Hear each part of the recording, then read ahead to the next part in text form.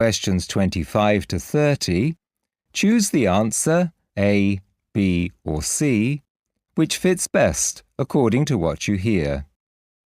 You'll have time to read each question before you listen. Complete your answers as you listen. Now look at question 25. You hear a hospital nurse talking to a patient. Now read the question.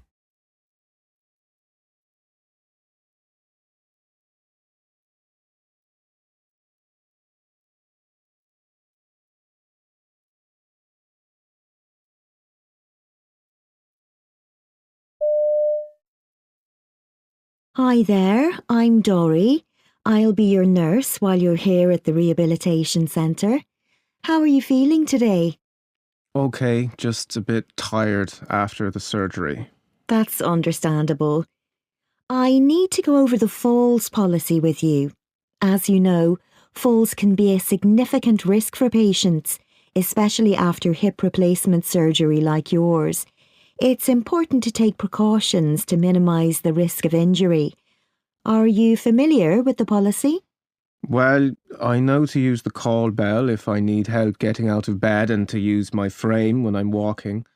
I was told to keep my personal belongings within reach and report any spills immediately. What worries me is that I keep coming over dizzy when I go to stand up. I guess I should just keep still and wait till it passes. You certainly shouldn't try to move. And press your call button if you can, and we'll be straight with you.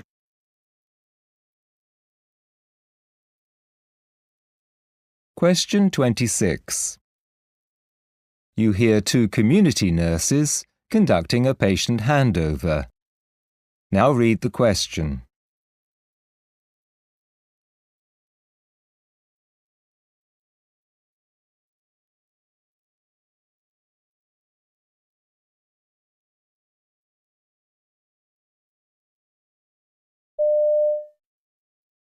My main concern is Pavel. He's an 85-year-old male who has a diagnosis of vascular dementia. He lives at home with his wife, Maria. She has her own health problems, but generally seems to manage well, and there's a daughter living locally. Okay. Pavel had a significant ischemic stroke 5 years ago, and since then has presented with memory problems and occasional non-distressing hallucinations. He has some expressive dysphasia and dribbling of saliva, for which a speech pathologist offered conservative advice. He also has COPD that he self-manages with inhalers. He was diagnosed with a hydrocele, which presented shortly after his dementia diagnosis and causes him a bit of distress. He keeps forgetting it's there, so you may need to go over with him how to avoid discomfort when sitting down or using the bathroom. Okay.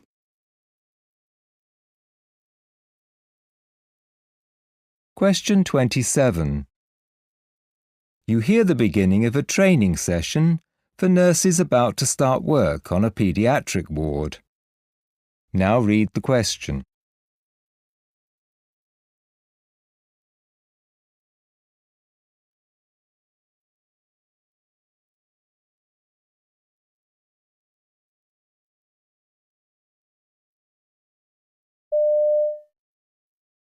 Today, we're talking about how, as nurses, we can support the best resuscitation outcomes in our patients.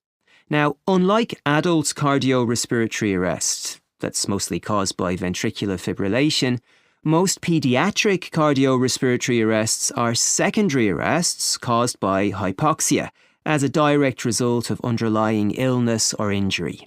So, when a child's condition is deteriorating, it's vital to provide airway, breathing, and cardiac support to prevent progression to cardiorespiratory arrest. Having a thorough understanding and knowledge of the equipment on the pediatric emergency trolley means you can select the equipment you need to manage the deteriorating patient in an emergency situation. So that's what we're focusing on in this session. The equipment is stored in an emergency trolley which has specific equipment for either airways, breathing, circulation, or disability stored in each of its 4 drawers.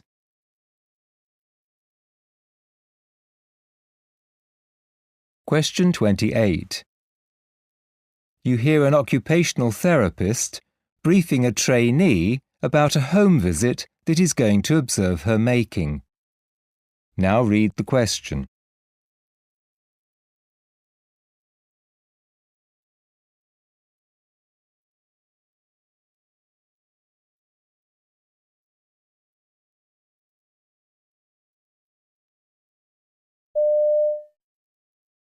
OK, so the first patient today is Mrs. Olvera.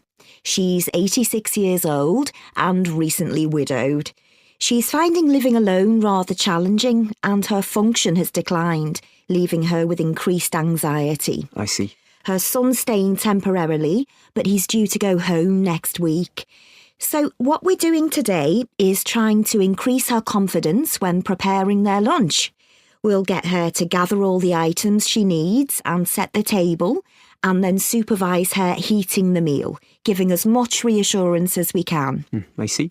If that goes well, then we can move on to the stair lift, because she needs to access upstairs and she's particularly anxious about the controls. This is where the son's rather inclined to take over. That's understandable, but we need him to see that it's better to guide and support her rather than trying to do things for her. But we may not get to that today. Sure.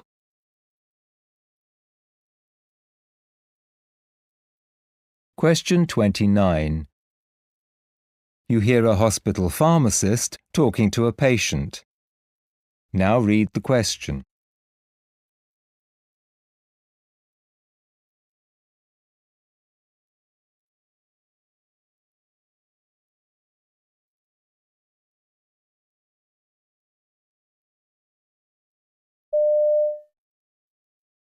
So, how are you getting on with the omeprazole you're taking for your acid reflux?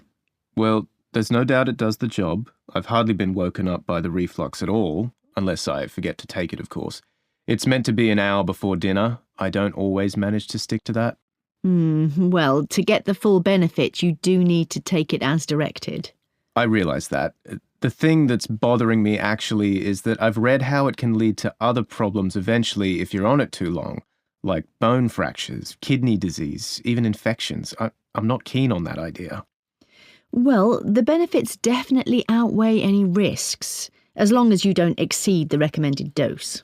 I think I'm more inclined to try and wean myself off it if I can. I wouldn't advise that, actually. We'll monitor you and adjust it as needed.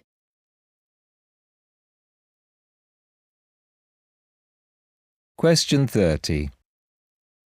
You hear a primary care doctor talking to a patient. Now read the question.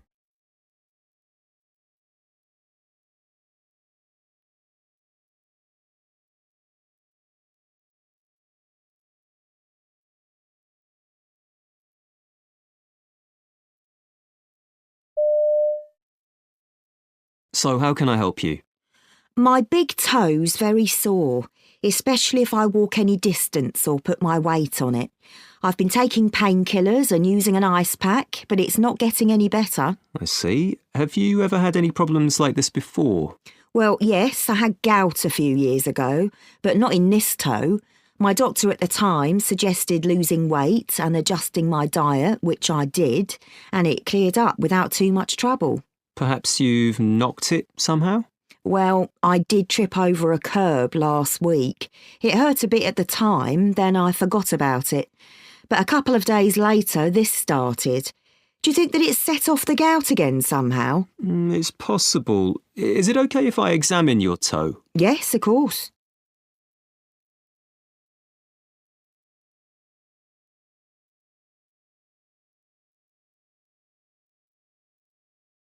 That is the end of Part B. Now look at Part C.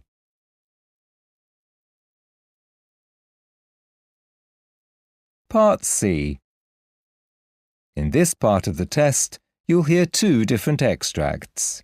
In each extract, you'll hear health professionals talking about aspects of their work. For questions 31 to 42, choose the answer A, B or C, which fits best according to what you hear. Complete your answers as you listen. Now look at Extract 1. Extract 1. Questions 31 to 36. You hear Dr. Pietro Everall giving a presentation on the subject of cholesterol. You now have 90 seconds to read questions 31 to 36.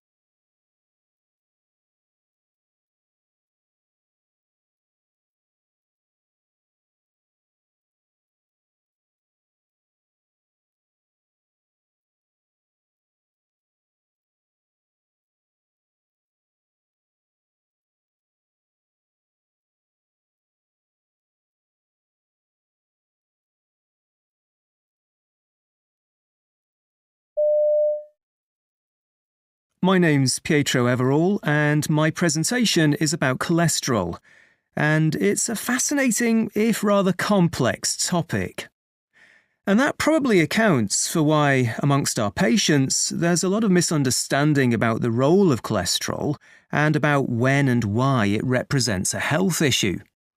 To my mind, this largely results from the rather loose use of the word, particularly by journalists and others, that leads to cholesterol being perceived as a bad thing in the patient's mind.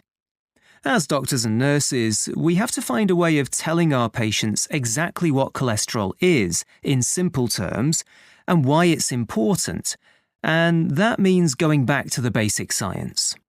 It's long been established that cholesterol, by helping to move fat around the body, taking it to the organs that need it, is essential for health, that without it, the body wouldn't be able to function.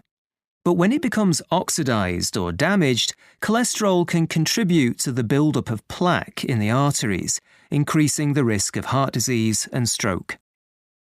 So, we often talk to patients about good and bad cholesterol as a way of avoiding more technical definitions. Because there are different types of cholesterol particles.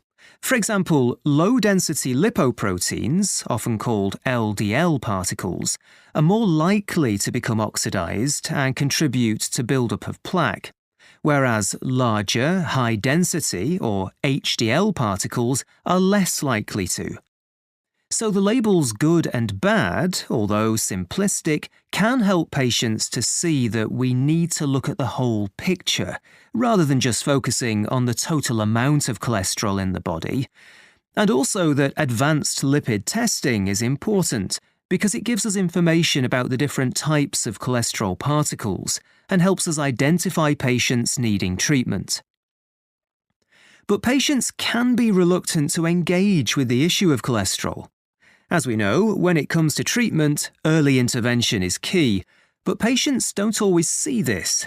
One thing they find hard to grasp is that although they feel perfectly fit and healthy, high cholesterol can be building up inside blood vessel walls, narrowing them and reducing blood flow to the heart and brain, thereby increasing the risk of cardiovascular problems. That's why it's imperative for those in high-risk groups, essentially men over 45 and women over 55, to have regular blood tests to measure not just the total amount of cholesterol in the blood, but also levels of HDL, LDL and triglycerides, a fatty substance similar to bad cholesterol. And preventive medicine has a key role to play here. It's estimated that 60% of adults in high-risk age groups have raised cholesterol levels.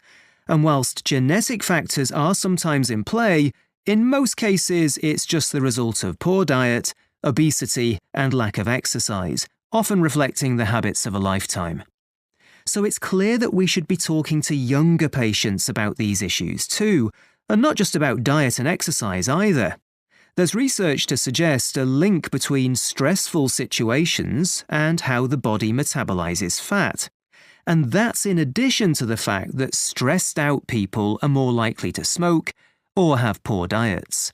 So we should be underlining the need for a good work-life balance, for taking regular breaks and managing stress levels in the workplace long before patients enter the high-risk demographic.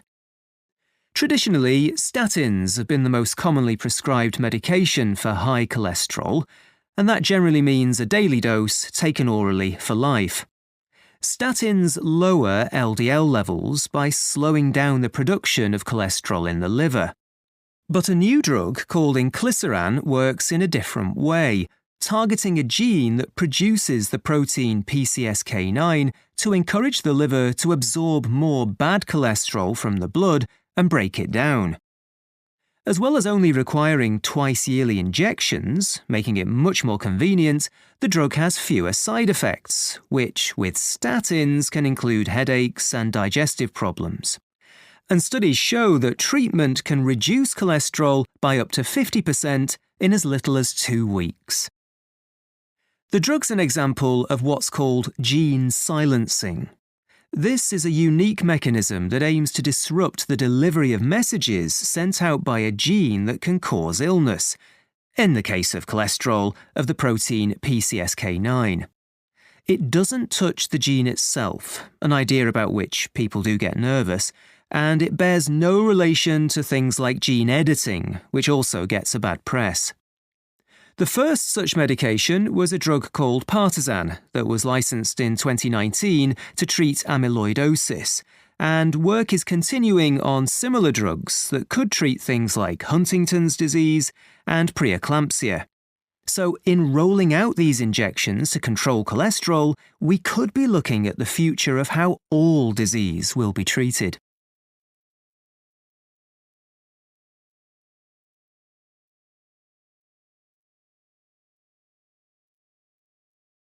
Now look at Extract 2. Extract 2, questions 37 to 42. You hear an interview with a nurse called Leanne Haydock, who's talking about the issues involved in caring for obese or plus-size patients. You now have 90 seconds to read questions 37 to 42.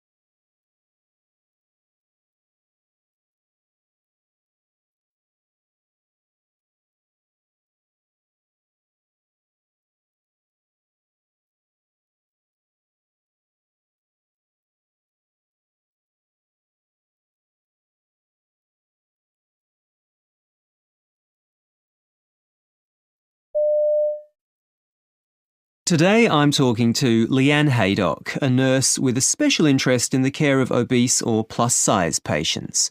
This is a real issue, isn't it, Leanne? It is. The number of people carrying extra weight's been on the increase for some time. Obesity now affects around 1 in 4 adults in many Western countries, and it's known to be associated with increased risk of health conditions including type 2 diabetes, heart disease and stroke. But we shouldn't forget that the reasons for this increase are complex and often very challenging to understand. So addressing the root causes of the issue isn't the job of health professionals on the front line. Our job is to offer optimal care for these patients. And this means moving away from treating them as the exception to the rule, towards making them an integral part of what we do. I'm committed to that idea, but making it happen is easier said than done. It means a major shift in both attitudes and policies. So, what sort of attitudes towards plus-size patients have you come across? One issue they face is the very common misconception that they're somehow responsible for their size, that it's simply a lifestyle choice. Even amongst health professionals, you'll get comments like, if they just lose weight, there wouldn't be an issue. This is so unfair because the reasons for obesity are enormously varied and complex, and I find comments like this very disheartening. I can understand that it's human nature to judge other people, to wonder why someone's become so overweight, to feel that it was somehow avoidable, but none of that justifies offering this patient group anything but the best possible standards of care, and that's what we should be aiming for. But treating them must involve adopting a different approach sometimes. Yes, but we need to focus on finding the best flexible approach that works for all patients. Get away from the idea that the plus-size patient is unsuitable for the setup we have in place. For example, it's the bed that's not suitable, not the patient who's too big to fit the bed. The notion of an average-size patient lying on a bed that isn't large enough, or being expected to use a commode that's too small for them, would be rightly regarded as inappropriate and undignified care. Ensuring that plus-size patients have appropriate equipment and that everyone knows how to use it is crucial. And specialised equipment is available? It's not that the equipment doesn't exist. There are specialist versions of most things, from hoists to mobility aids to commodes. The problem is getting hold of these things in many hospitals. That's partly because traditionally it hasn't been a priority for funding, and policies haven't kept pace with changes in society. But there are other issues here too. What really causes headaches is where you can order, say, a large bed, but the doors, corridors and stairs aren't wide enough to get it to you. Many older hospitals weren't designed with the needs of plus-size people in mind. So even if you get the large bed in place, is there enough space for patients and staff to move around easily, and so on? But clinicians have other concerns, especially around safety issues, don't they? Well, yes. For nurses in particular, one major concern involves moving and manual handling. If a patient's carrying a lot of excess weight, then more staff may be needed, and there's a greater risk of somebody getting hurt. Turning a patient in bed, transferring to a chair, supporting a limb, all become much more complex and sometimes daunting if the patient is plus size. Clearly, what's needed is a risk assessment, and information sharing is central to that. Being able to map out the patient journey and anticipate needs helps us provide the best care. So, for a routine admission, nurses should know how the patient's going to arrive, where they're going to sit, etc., and not be suddenly confronted by someone whose needs can't be met. And what about the human dimension? Well, a key part of optimising care for these patients is avoiding assumptions about their capabilities. Nurses should have conversations with patients, ask how they normally handle specific tasks at home, and see if this can be adapted into the healthcare setting. As one patient put it, we know we're large. We might be living under some delusion about the extent of it or the damage that it may do to our long-term health, but we're not unaware. So although the subject needs to be handled with sensitivity, tact and dignity, it's relevant to care that it happens. And another important thing to remember is that the patient may feel worried on your behalf and be keen to work with you to reduce any risk.